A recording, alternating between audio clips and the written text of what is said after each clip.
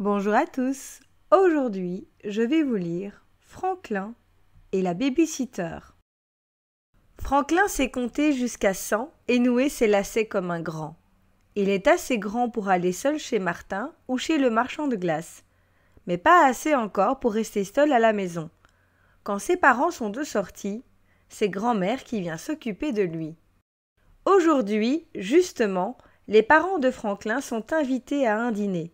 Franklin et Anémone guettent par la fenêtre. « Quand grand-mère va-t-elle arriver ?» demande Franklin. « Je veux lui montrer mon nouveau puzzle, et elle a promis d'apporter des caramels. » Juste à ce moment, le téléphone sonne et annonce de mauvaises nouvelles.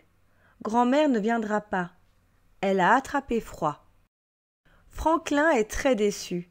Sa maman aussi. « Je tenais tellement à cette soirée, soupire-t-elle. « Nous pouvons encore y aller, dit le papa de Franklin. Engageons une baby-sitter. Je ne veux pas de baby-sitter, gémit Franklin. Je veux grand-mère. Mais grand-mère en est une, réplique son papa. Non, répond Franklin. Grand-mère, c'est grand-mère. La maman de Franklin donne quelques coups de téléphone. Bientôt, elle annonce que Madame Ramusquet peut venir garder les enfants. Madame Ramusquet s'écrie Franklin. Mais elle ne s'est jamais occupée de nous. Elle ne saura pas quoi faire. Franklin, insiste son papa. Vous l'aimez bien, Anémone et toi. Vous avez déjà passé de bons moments ensemble. Oui, reconnaît Franklin. Madame Ramusquet arrive à 5 heures et s'installe. Si vous avez besoin de quoi que ce soit, voilà notre numéro de téléphone, dit la maman de Franklin. Ne vous en faites pas pour nous, dit Madame Ramusquet, en poussant les parents vers la porte. Tout ira très bien, n'est-ce pas, Franklin ? Franklin n'en est pas si sûr. Leurs parents partis, Madame Ramusquet se tourne vers Franklin et Anémone. « Pourquoi ne me tenez-vous pas compagnie pendant que je prépare le dîner ?»« On peut faire mon nouveau puzzle ?» demande Franklin. « Je dois d'abord nous cuisiner une bonne soupe » répond Madame Ramusquet. Franklin fronce les sourcils. « Grand-mère, elle fait le puzzle en premier. » Peu de temps après, Madame Ramusquet appelle Franklin et Anémone à table. Franklin fixe son bol de soupe avec horreur. « Ce sont des choux de Bruxelles !»« Je déteste les choux de Bruxelles !» s'exclame-t-il. « Je suis désolée, Franklin, dit Madame Ramusquet, je ne le savais pas. »« Grand-mère, elle sait, » marmonne Franklin. Quand le dîner se termine, Madame Ramusquet demande à Franklin et Anémone ce qu'ils veulent pour le dessert. « Grand-mère nous apporte toujours des caramels, » répond Franklin. « Bien. Si nous en fabriquions nous-mêmes, suggère Madame Ramusquet. Franklin va chercher le sucre, le lait, le beurre et le chocolat. Anémone apporte saladier et casserole. Franklin se déride un peu en humant la bonne odeur qui se répand peu à peu dans la cuisine. Dès que les caramels sont prêts, Madame Ramusquet sert Franklin en premier. « Alors, sont-ils bons ?» demande-t-elle. Franklin hoche la tête. « Oui, mais grand-mère, elle ajoute toujours des mouches dans sa recette. »« Oh, mon chéri, soupire Madame Ramusquet, j'ai oublié que tu les aimais tant. Grand-mère, elle, n'oublie jamais, » répond Franklin.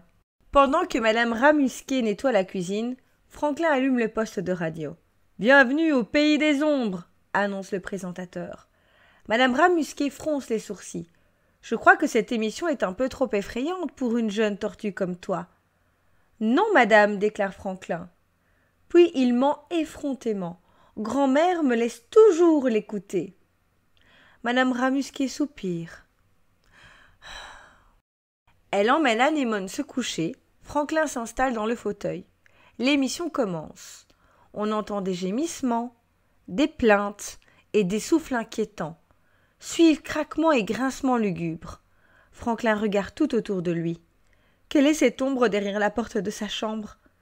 Et là, dans le coin, on a frappé? Madame Ramusquet retrouve dans le fauteuil un Franklin effrayé et tout tremblant. Elle éteint la radio et le prend sur ses genoux. « Je suis désolée, dit-il. Grand-mère ne me laisse pas écouter au pays des ombres. Maintenant j'ai trop peur pour aller au lit. » Et Franklin se met à pleurer. Madame Ramusquet réfléchit un moment, puis elle dit « Si j'étais ta grand-mère, je te laisserais veiller et me tenir compagnie. » Franklin essuie ses larmes. « Je crois que c'est ce qu'elle ferait aussi. » Lorsque monsieur et madame Tortue rentrent à la maison, Ils trouvent Franklin et Madame Ramusquier installés devant un beau feu de cheminée. Ils boivent un chocolat chaud à petites gorgées et en sont à leur deuxième bol de pop-corn et à leur troisième puzzle. Lorsque Madame Ramusquier rentre chez elle, Franklin lui fait un gros baiser. « Grand-mère est toujours ma grand-mère, lui dit-il. Mais vous êtes la plus super de toutes les babysitters. » Nous sommes arrivés à la fin de cette histoire. Merci de m'avoir écouté et à très vite pour une nouvelle histoire.